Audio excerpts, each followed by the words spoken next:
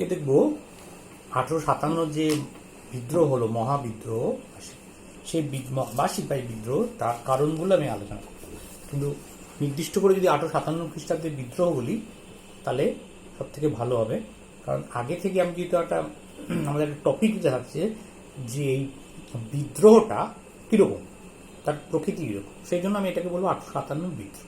দেখো, পলাশির যুদ্ধেও 1757 খ্রিস্টাব্দে ইংরেজরা জয়লাভ করার পর প্রায় 100 বছর ধরে ইংরেজদের সাম্রাজ্যবাদী রথ যে অপ্রতিহত গতিতে এগিয়ে চলেছিল, তা কিন্তু প্রথম বড় রকমের বাধা বা ধাক্কা খেল এই 1857 বিদ্রোহের মুখে, ঠিক।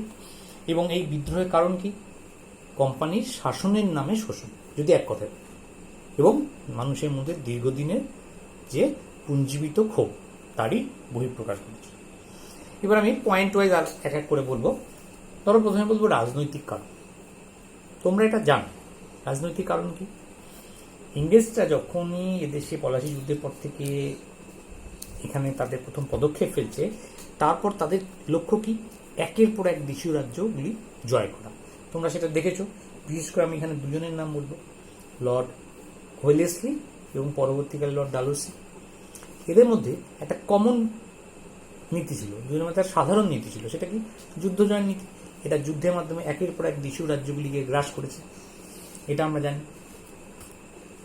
আর এর বাইরে লর্ড ওয়েলেসলির যদি একটা বিশেষ নীতির কথা বলি, সেটা কি? অধীনতামূলক মিত্রতা নীতি, যেটা এর আগে তোমরা পড়েছ।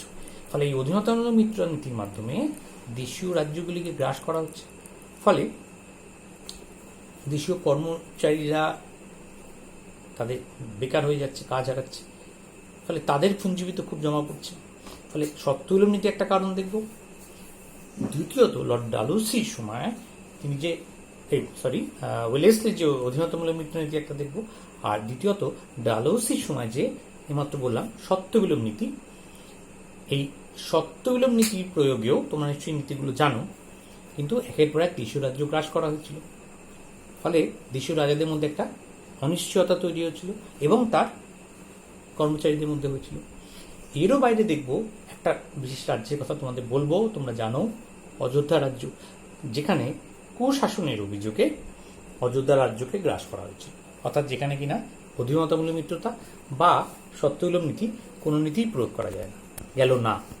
তাহলে দেখব এইভাবে রাজনৈতিক কারণ যদি আমরা দেখছি, তাহলে এইভাবে ভাবি যে এইভাবে একের পর এক দেশীয় রাজ্যগুলো কখনো সত্যবিলোপ নীতি দিয়ে, কখনো অধীনতামূলক মিত্র নীতি দিয়ে রাজ্যগুলো গ্রাস করেছিল। আর তোমরা যখন এই নীতিগুলোর কথা একটু বলবে, তখন সংক্ষেপে একটু কি বলে নেবে, কোন কোন রাজ্যগুলো জয় করেছিল, এটা তোমরা বলে দেবে। তাহলে এবার রাজনৈতিক কারণটা আমার বোঝা গেল। এবার আমি আসি তার অর্থনৈতিক কারণ।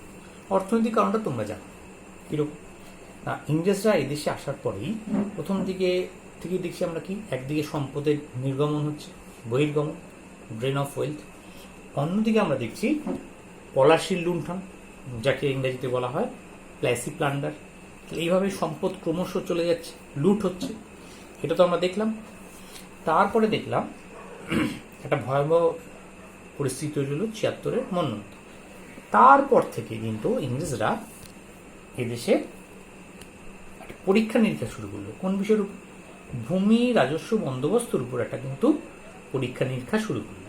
এবং তারই ফলস্বরূপ আমরা কি দেখলাম? প্রথমে ছিল ইজাদারি ব্যবস্থা, যার একটা নাম হচ্ছে পাঠশালা বন্দোবস্ত। পরে চেঞ্জ করে সেটাকে করা হলো দহশালা বা দশশালা বন্দোবস্ত। সেটাকেই পরিবর্তিত হলো চিরস্থায়ী বন্দোবস্ত। আবার অন্যদিকে একই সঙ্গে পূর্ব ভারতে একরকম ব্যবস্থা, দক্ষিণ ভারতে দেখছি রায়তওয়ারি ব্যবস্থা, উত্তর ভারতে মহলবাড়ি ব্যবস্থা বা নিচের দিকে ভাইয়াচারি ব্যবস্থা। এরকম যে প্রত্যেকটা বন্দোবস্তর মূল নীতি তো একটাই, যে ভূমি রাজস্বের হার খুব অত্যন্ত উচ্চ এবং কৃষকরা হয় জমিদার বা মহল বা তালুক বা সরাসরি সরকার দ্বারা বিভিন্নভাবে ক্ষতিগ্রস্ত হচ্ছে, অত্যাচারিত হচ্ছে। চিরস্থায়ী বন্দোবস্তের কথা একটু বিশেষভাবে বলবে তোমরা। সেখানে উল্টে যোগ হয়েছিল যে মধ্যস্বত্বভোগী শ্রেণী, তাদের অত্যাচার একটা মারাত্মক। এই ফলে গ্রামীণ অর্থনীতি একেবারে ধ্বংস হয়েছিল এবং মূলত হচ্ছে কৃষি অর্থনীতি, মানে অর্থনীতির কাঠামোটা ভেঙে পড়েছিল। এর বাইরে তোমরা একটা খেয়াল করো, যদি বলি অর্থনীতির তো দুটো দিক, একটা হচ্ছে কৃষি আর একটা হচ্ছে শিল্প। তাহলে শিল্প ব্যবস্থার ক্ষেত্রে আমরা দেখেছি যে শিল্পের কাঠামো ভেঙে পড়েছিল, অসম প্রতিযোগিতার মুখে পড়েছিল, তাই তো? ফলে দেশীয় শিল্পের কাঠামো ভেঙে পড়েছিল, দেশের কর্মচারী সৈনিক যারা দেশীয় রাজ্যের ছিলেন তারা কর্মচ্যুত হচ্ছে, তারা বেকার হয়ে পড়ছে এবং তারা কাজ হারিয়ে গ্রামে ফিরে যাচ্ছে। গ্রামে গিয়ে কী করতে পারে, তারা কৃষিকাজের সাথে যুক্ত হচ্ছে, ফলে জমির উপর অসম্ভব চাপ বেড়ে যাচ্ছে। তাহলে এইভাবে আমরা দেখছি অর্থনৈতিক কাঠামো সম্পূর্ণভাবে ভেঙে পড়ছে ইংরেজ ঔপনিবেশিক শাসনের ফলে। ফলে এই অর্থনৈতিক কারণের জন্য মানুষের মধ্যে ক্ষোভ বিক্ষোভ দানা বাঁধছে। আমরা এখানে যে যে কারণগুলো আলোচনা করছি আমরা কিন্তু অলরেডি আমরা আলোচনা করে ফেলেছি। রাজনৈতিক কারণ যেগুলো আলোচনা করলাম সেগুলো আলাদা করে পড়েছি, অর্থনৈতিক কারণ যেগুলো আলোচনা করলাম সেগুলো আলাদা করে পড়েছি, আর সামাজিক কারণ যদি বা তোমাদের বলি, দেখবি তোমরা এটা অনেকটা জানো। কেন? এক হচ্ছে সামাজিকভাবে যদি দেখি জাতি হিসাবে ভারতীয়দের ইংরেজরা অত্যন্ত অবজ্ঞা বা হীন চোখে দেখত, খারাপ চোখে। অসামরিক ক্ষেত্রে যদি বলি, আমি সামরিক ক্ষেত্রে এখন বলছি না, অসামরিক ক্ষেত্রে সিভিলিয়ান জায়গায় চাকরির ক্ষেত্রে তাদের ভারতীয় কর্মচারীদের বৈষম্য করা হতো, তাদের পদোন্নতি হতো না এবং তারা নিজেদেরকে শ্রেষ্ঠ জাতি বলে ঘোষণা করত। ক্লাস 9 উঠে পড়বে যে অ্যাংলো স্যাক্সনিক জাতীয় অন্তর্ভুক্ত তারা বলতো নিজেদেরকে। ফলে ভারতীয়রা সবসময় হীনমন্যতায় ভুগত, আমরা এটা দেখেছি। এর বাইরে আমরা কি দেখছি, কিছু ইংরেজরা ভারতীয়দের সাহায্য নিয়ে কিছু সামাজিক সংস্কারমূলক কাজ করেছিল, সতীদাহ প্রথা বন্ধ, বিধবা বিবাহ প্রচলন। তাহলে এই যে কাজগুলো হচ্ছে সেটা আপাত দৃষ্টিতে সমাজের উন্নতি বা প্রগতি বলে মনে হলেও ভারতীয় যে রক্ষণশীল সমাজ তারা কিন্তু এটাকে ভালো চোখে দেখেনি। তাদের মনে হয়েছিল যে ইংরেজরা ভারতীয় সমাজ ব্যবস্থায় হস্তক্ষেপ করছে।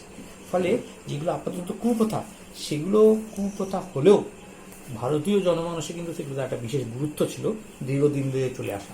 ফলে তারা মনে করতে লেগেছে, বিশেষ করে রক্ষণশীল সমাজ, যে ইংরেজরা ভারতীয় সমাজ ব্যবস্থাকে ধ্বংস করতে গেছে নিজেদের স্বার্থে। ফলে এইভাবে সমাজের মধ্যে একটা শ্রেণীর মধ্যে কিন্তু একটা বিক্ষোভ তৈরি হচ্ছে। কিন্তু আমরা বলতে পারো যে সব শ্রেণী তো হয়নি, না অবশ্যই না, কিন্তু সেই সংখ্যাটা কিন্তু ফেলে দেওয়ার মতো। অর্থাৎ সামাজিক যে প্রগতি, যে সংস্কারমূলক কাজগুলো, সেগুলোও দেখবো আমরা একটা বিদ্রোহের একটা কারণ হয়ে দাঁড়াচ্ছে। কারণ তোমরা বারবার পড়েছো যে সংস্কারগুলো সেগুলো সীমাবদ্ধ চরিত্র, সারা শহর কেন্দ্রিক, গ্রাম বাংলায় কিন্তু ছড়িয়ে পড়ে, গ্রাম বাংলা বা গ্রাম ভারতে কিন্তু সেগুলো ছড়িয়ে পড়ে। তাহলে আমরা এটা দেখলাম। তাহলে সামাজিক কারণেও দেখছি এভাবে ইংরেজরা ক্রমশ ইংরেজদের শাসনের বিরুদ্ধে একটা মানুষের ক্ষোভ তৈরি হচ্ছে। এরপরে আমরা যেটা বলবো ধর্মীয় অসন্তোষ। ধর্মীয় অসন্তোষটা কি? খ্রিস্টান মিশনারিরা কি করছে, জোর করে ধর্মান্তরিত করছে, খ্রিস্টান ধর্মান্তরিত করছে। এমনকি তারা জেলে চলে যাচ্ছে, জেলে গিয়ে তাদের যে কয়েদি তাদের মধ্যে প্রচার করছে যে তারা যদি খ্রিস্টান ধর্মান্তরিত হয় তাহলে তাদেরকে কি করা হবে, নতুন জীবনের সন্ধান দেওয়া। শুধু এখানেই নয়, তারা সাঁওতাল বা বিভিন্ন যে উপজাতিদের কথা আগে পড়লাম, সেই উপজাতিদের মধ্যেও কিন্তু এভাবে ধর্মান্তরিত একটা তীব্র প্রচেষ্টা চালাচ্ছে। পাদ্রীদের যাতায়াত দেখা যাচ্ছে। ফলে এবং তোমরা যদি জেনে থাকো যে ভারতে যে খ্রিস্ট ধর্মের লোকেদের সংখ্যা বেশি, তারা কিন্তু সবই রূপান্তরিত এবং তারা এই নিম্নবর্গের যারা মানুষ ছিল। তো যাই হোক না কেন, এইভাবে হিন্দু মুসলমানদের একটা বিদ্বেষ তৈরি হচ্ছে, আশঙ্কা তৈরি হচ্ছে যে এভাবে তাদেরকে জোর করে কি করা হচ্ছে, ধর্মান্তরিত করা হচ্ছে। দেখলাম ধর্মান্তরিত মানে ধর্মীয় কারণ একটা গুরুত্বপূর্ণ, খ্রিস্টান মিশনের যে কারণ। আরেকটা আমি যেটা বলবো সেটা হচ্ছে কি, সামরিক কারণ। আধুনিক ঐতিহাসিকরা এই সামরিক কারণের উপর বিশেষ জোর দেওয়া হয়। সামরিক কারণটা কি দেখো, প্রথমে দেখব সিপাহীদের যে ধর্মচেতনার উপর আক্রমণ করা হচ্ছে। আমি সামরিক কারণটা একটু পয়েন্ট ওয়াইজ ভাববো। প্রথমে বলবো যে ধর্মচেতনায় আক্রমণ, চেতনায় আক্রমণ। ধর্মচেতনার উপর আক্রমণ মানে দেখো, ইংরেজ মানে হিন্দু এবং মুসলিম যারা সিপাহী ছিল তাদের একটা নির্দিষ্ট নিয়ম কারণ আছে। ধর্মীয় দিক দিয়ে কেউ ধরো তিলক কাটে, দক্ষিণ ভারতে অনেকেই আছে, হিন্দু ব্রাহ্মণরা তিলক কাটছে। আর মুসলিম যারা আছে তারা কি করছে, সৈনিকদের দাড়ি রাখার নিয়ম ছিল। কিন্তু ইংরেজরা এইগুলোর উপর বিধিনিষেধ আরোপ করছে। ঠিক এই একটা। আর কি দেখব, কালাপানি পার আরেকটা গুরুত্বপূর্ণ ব্যাপার ছিল। কালাপানি মানে কি, সমুদ্র পার, তাই তো? এবং ইংরেজরা ভারতীয়দের কালাপানি পার হওয়ার যে নির্দেশ দিল সেটা ভারতীয়দের ক্ষুব্ধ করে তুলবে। কেন? তোমরা দেখো, একটু নিচু ক্লাসে পড়েছিলে 6-এ, যে এই সমুদ্র পার করাটা হিন্দু সমাজের ধর্মে তাদেরকে জাতচ্যুত হিসাবে ভাবা হতো। তাহলে ইচ্ছা করে ইংরেজরা কি করতো, তাদেরকে কালাপানি পার করে অন্য জায়গায় পোস্টিং দিত বা বদলি করত। তাহলে এক হচ্ছে তাদের জাতিচ্যুত হওয়ার আশঙ্কা। দ্বিতীয় আমরা কি দেখব? দ্বিতীয় দেখব যে এর ফলে তারা পরিবার পরিজন থেকে অনেক দূরে থাকছে, ফলে তাদের মধ্যে একটা বিচ্ছিন্নতা তৈরি হচ্ছে। সেই বিচ্ছিন্নতা থেকেই তাদের মধ্যে একটা হতাশা আসতে পারে। এখনকার দিনের মতো তো না যে খুব সহজেই যোগাযোগ ব্যবস্থা মাধ্যমে যোগাযোগ রাখতে পারবে। ফলে কালাপুরি পার হওয়ার নির্দেশও ভারতীয় সেনাদের ক্ষুব্ধ করছে। এখানে তাদের, আমি বলবো, ধর্মচ্যুত হওয়ার একটা আশঙ্কা তাদের মধ্যে তৈরি হচ্ছে। চাকরি সংক্রান্ত দেখো, ওখানে অসামরিক কথা বলেছিলাম, সিভিলিয়ান। এখানে মিলিটারিদের ক্ষেত্রে দেখবো তাদের বেতন ছিল অত্যন্ত কম, তাদের পদোন্নতির সুযোগ ছিল কম, একই পদমর্যাদায় বেতন কম, এবং উচ্চবর্ণের সিপাহীরা তাদের কি করতো, যেটা আমি পরের একটা পয়েন্ট বলবো তোমাদের, উচ্চপদস্থ ব্রিটিশ সামরিক কর্তাদের আচরণটা কিন্তু মোটেই ভালো ছিল না, মানে অবমাননা করছে। ভালো ছিল না বলবো কি, অবমাননা কর। তারা দেশীয় সিপাহীদের বিভিন্নভাবে অভদ্র সম্ভাষণ করত, নেটিভ এই জাতীয় বলে সম্বোধন করত। ফলে এইভাবে সামরিক কারণেও কিন্তু সিপাহীদের মধ্যে একটা তীব্র ক্ষোভ তৈরি হয়েছিল। যে সেনাবাহিনীর কথা আমরা আগে পড়লাম, যে ব্রিটিশ শাসনে একটা স্তম্ভ ছিল, তাদেরই একটা অংশ কিন্তু এবার ব্রিটিশ শাসনে তারা বিরোধিতা করতে কিন্তু শুরু করছে। ফলে এইসব কারণে যখন সিপাহীদের মধ্যে বা ভারতীয় জনসমাজের মধ্যে একটা বিপুল ক্ষোভ তৈরি হচ্ছে, তখন একটা অগ্নিস্ফুলঙ্গের কাজ করছে। প্রত্যক্ষ কারণ যদি বলি, সেটা হচ্ছে এনফিল্ড রাইফেলের প্রবর্তন। তোমরা এই ঘটনাটা জানো। সেটা কি, যে এনফিল্ড রাইফেলের যে বন্দুক, বিশেষ ধরনের বন্দুক, তার টোটা সেটা গরু বা শুকরের চামড়া দিয়ে তৈরি হতো, এবং সেটা দাঁতে কেটে সেটাকে বন্দুকে পরাতে হতো। এবং সেটা ছিল কিসের চামড়া? শুকরের বা গরুর চামড়া, যেটা মুসলিম বা হিন্দু সম্প্রদায়ের পক্ষে কিন্তু অবমাননাকর বা তাদেরও ধর্মচ্যুত হওয়ার আশঙ্কা। ফলে এটাকেই একটা কারণ হিসাবে তুলে ধরা হয়, যদিও আধুনিক ঐতিহাসিকরা কিন্তু এর সত্যতা স্বীকার করেন না বা প্রশ্ন তোলেন। তাহলে এইসব কারণেই দেখব। এবং তারপরে আরেকটা কারণ যোগ করবো, তোমাদের বই আছে যে গড়ে আয়, নিশ্চয়ই তোমরা জানো যে একটা ভারতীয় সিপাহীরা বসে চা খাচ্ছিল, হঠাৎ একজন বলে উঠলো গড়ে। গড়ে মানে যে সাহেব আসছে, এবং তারা এসে ভাবলো বোধহয় ভারতীয় সিপাহী তাদেরকে গ্রেপ্তার করা হয়। এই জাতীয় একটা আশঙ্কা থেকে তারা সেনাশিবিনে আক্রমণ করলো। অর্থাৎ এই গুজবটাই কিন্তু একটা মারাত্মক আকার ধারণ করে গেল। তোমরা ভাবতে পারো যে সামান্য গুজবকে এত শক্তিশালী? গুজবটা তখনই শক্তিশালী হয় যার ভিত্তি থাকে। আমরা দেখলাম রাজনৈতিক, সামাজিক, অর্থনৈতিক, ধর্মীয়, ওই বিভিন্নভাবে ভারতীয়দের মধ্যে যে ক্ষোভ ঘটেছিল, সেই বহিঃপ্রকাশ ঘটেছিল। তাহলে এই ছিল তোমাদের 1857 সিপাহী বিদ্রোহের কারণ। এবার আমরা দেখব 1857 যে সিপাহী বিদ্রোহ, তার ব্যর্থতার কারণ। এটা আমরা একটু খেয়াল করব। ব্যর্থতার কারণ কি? এত যে বিপুল প্রাণ শক্তি নিয়ে বিদ্রোহ হলো, কিন্তু চূড়ান্ত সাফল্য কিন্তু এই বিদ্রোহ পায়নি। এটা আমরা দেখি কেন? এর আগে যত সংগঠিত আন্দোলন, উপজাতি বিদ্রোহগুলো দেখলাম, সমস্ত বিদ্রোহকে কিন্তু ছাপিয়ে গেছিল এই বিদ্রোহ। ঠিক তা সত্ত্বেও অন্তর্নিহিত কিছু দুর্বলতা থাকার জন্য কিন্তু এই বিদ্রোহ সফল হয়নি। এবার সেই কারণগুলো আমরা এক করে দেখব। ফার্স্ট পয়েন্ট কি দেখব? নেতৃত্বের অভাব। তোমাদের যদি প্রশ্ন করি কে সিপাহী বিদ্রোহের নেতৃত্ব ছিল, তোমরা বলবে নানা সাহেব, তাতিয়া টুপি, লক্ষ্মীবাই। কিন্তু খেয়াল করো, এরা কিন্তু একটা আঞ্চলিক নেতৃবৃন্দ। নানা সাহেব কোথাকার ছিলেন? কানপুরে ছিলেন। রানী লক্ষ্মীবাই কোথাকার ছিলেন? ঝাঁসির ছিলেন। কনওয়ার সিং কোথায় ছিলেন? বিহারের জগদীশপুর। ফলে বিভিন্ন, বা বেগম হজরত মল, তিনি কোথায় ছিলেন? অযোধ্যায় ছিলেন। ফলে বিভিন্ন জায়গায় এক একজন স্থানীয় নেতৃবৃন্দ ছিল, কখনোই কেন্দ্রীয় নেতৃত্ব কিন্তু ছিল না। ফলে কোনো যুদ্ধে জয় পেতে গেলে তো সবার আগে একটা নেতৃত্ব প্রয়োজন হয়, নেতার প্রয়োজন হয়, যে তোমাদের পথ দেখাবে। কিন্তু সেই নেতৃবৃন্দের কিন্তু অভাব ছিল। ঠিক প্রত্যেকে তার নিজ নিজ অঞ্চলে নেতৃত্ব দিল, সামগ্রিক কেন্দ্রীয়ভাবে সর্বভারতীয় স্তরে তার নেতৃত্ব দিতে পারেনি। হলো। নেক্সট দেব কি? তাদের লক্ষ্য, উদ্দেশ্য। লক্ষ্যের ক্ষেত্রে কিন্তু একটা ভিন্নতা ছিল। কীরকম আমরা যদি বলি, বলবো এইভাবেই যে এই বিদ্রোহীদের মধ্যে কোনো নির্দিষ্ট লক্ষ্য ছিল না। কিরকম বলি, আমি বললাম লক্ষ্মীবাইয়ের কথা। লক্ষ্মীবাই কেন বিদ্রোহে সামিল হয়েছিল? সে তার ঝাঁসি রাজ্যকে সত্যবিলোপ নীতি প্রয়োগ করে দখল করা হয়েছিল।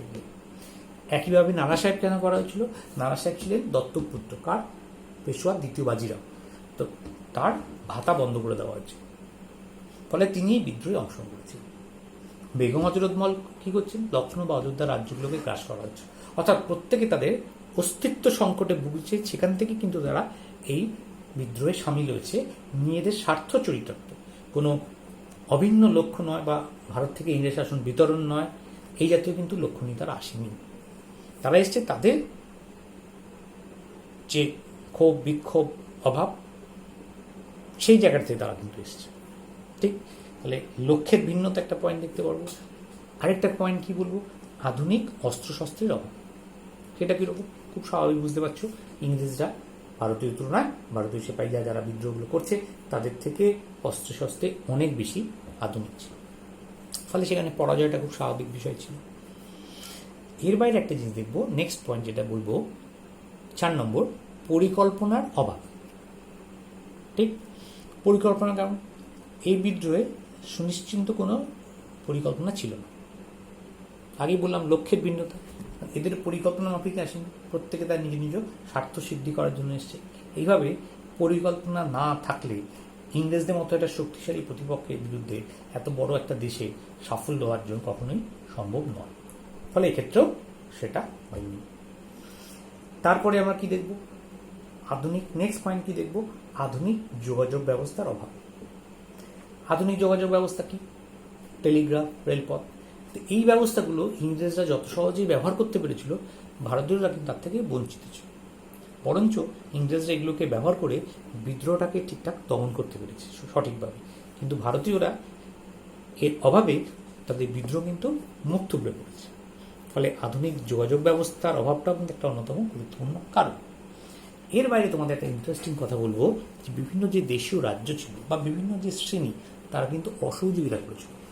তোমাদের বইতে কাছে দেখতে পাবে যে মাদ্রাজ বা তোমার বোম্বাই সেনারা কিন্তু বিদ্রোহ থেকে দূরে সরেছিল।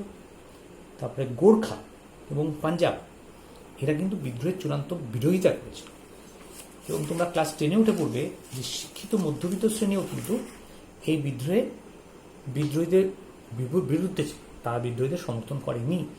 ফলে এরকম জায়গায়, এবং জমিদার, ব্যবসায়ী, মহাজন, এরাও কিন্তু অনেক সময় বিভিন্ন জায়গায় ব্রিটিশদের পক্ষে ছিলেন।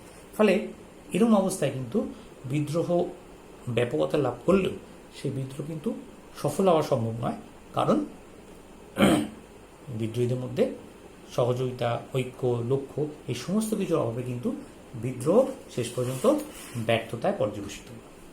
ঠিক, তাহলে এই গেল 1857 বিদ্রোহ, তার কারণ এবং তার ব্যর্থতার কারণ।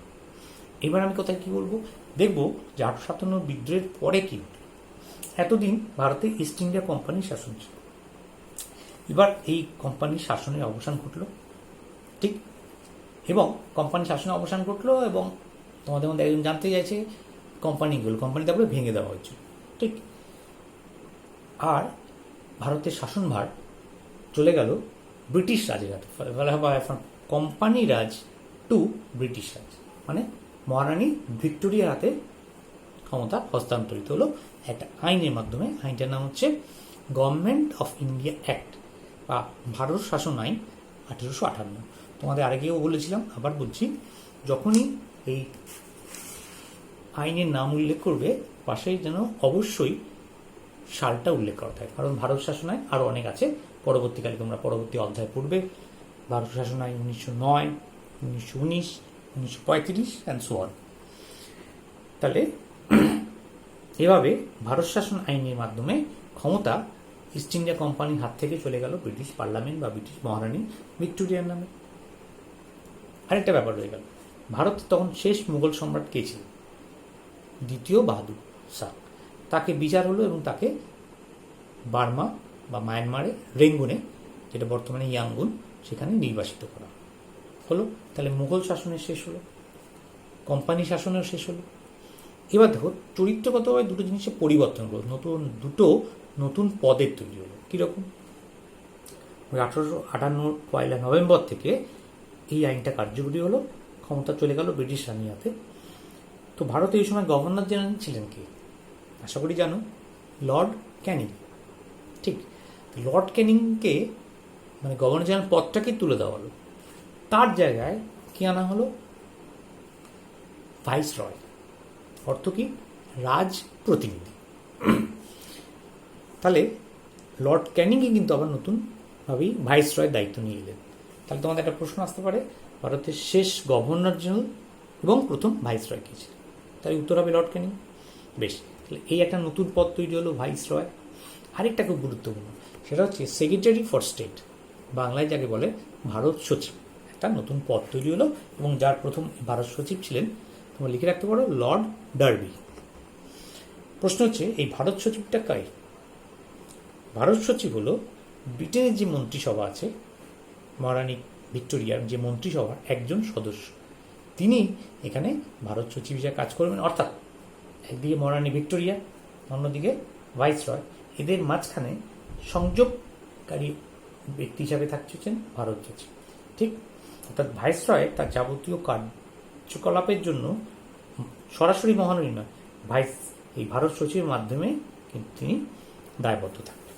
ঠিক, তাহলে এইভাবেই ভারতে এক অর্থে মুঘল শাসনের অবসান দেখলাম, তোমার কোম্পানি শাসনের অবসান ঘটল, ফলে from company raj to British raj, এভাবে নতুন ব্রিটিশ রাজের শুরু। ঠিক, তাহলে এইভাবে আমরা দেখলাম 1857 বিদ্রোহ শেষ, যা কারণ বা তার ব্যর্থতার কারণগুলো আমরা দেখলাম। তোমাদের যেটা আমি করব, আমার পঞ্চম অধ্যায় এখানে শেষ হয়ে গেল।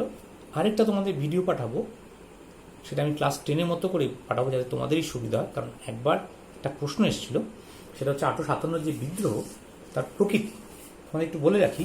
তোমাদের বইতে কি আছে দেখো, এটা সিপাহী বিদ্রোহ না জাতীয় বিদ্রোহ? প্রশ্নটা এভাবেই তোমাদের সিলেবাসে রয়েছে। তোমাকে যুক্তি সহকারে তুলে দিতে হবে যেটা সিপাহী বিদ্রোহ, আবার কেউ বলছেন জাতীয় বিদ্রোহ। কিন্তু একবার পরীক্ষা এসে গেছে, আগেবারই দেখবে সিপাহী বিদ্রোহের প্রকৃতি, যখন প্রকৃতি বলা হচ্ছে তখন কিন্তু এই দুটোর মধ্যে এটাকে সীমাবদ্ধ রাখবো না, তখন তাকে বিস্তৃত বলতে হবে, যেটা আলোচনা আমি তোমাদের পরের ভিডিওতে করব। তাহলে এই হচ্ছে পঞ্চম অধ্যায় আজকের মতো। ঠিক, থ্যাংক ইউ।